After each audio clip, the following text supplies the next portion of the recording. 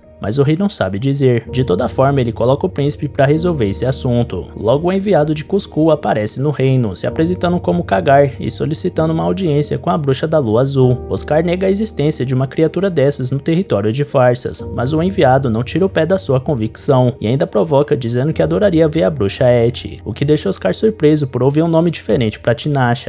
Enquanto isso, Tinasha está em busca do Oscar, então uma criada informa que ele está ocupado no momento, e aproveita a oportunidade para se apresentar como Miralles, contando que começou a servir Sua Alteza depois de ser indicado pelo general Etarge. Por outro lado, Tinasha sente a aura energética em volta da criada e sabe o motivo dela ter conseguido esse cargo, mas pede para que a garota não se importe com ela. Mais tarde, Lucrezia aparece em farsas e convida Tinasha para um chá, e durante a conversa, ela questiona se Tinasha está tentando morrer enquanto mostra ao Oscar como se luta, porque o usuário da espada real Akasha pode se tornar um verdadeiro problema se ficar ainda mais forte. De toda forma, a própria bruxa da lua azul não sabe por que sentiu vontade de duelar contra o príncipe. Talvez ela só quisesse ter alguém para matar ela, já que cansou de esperar por aquela outra pessoa que seria capaz disso. De repente, Lazar surge com seu mestre para chamar a bruxa para audiência, e quando Oscar faz questão de chamar ela de Aet, a expressão de surpresa dela fez ele ter certeza que de fato aquele era seu nome real. Assim que se encontra com o enviado de Cusco, Tinasha exige que não seja chamada de Aet e manda ele ir direto ao ponto. Kagar conta que a fundação de Cusco restaurou os direitos dos magos perseguidos em Tairi.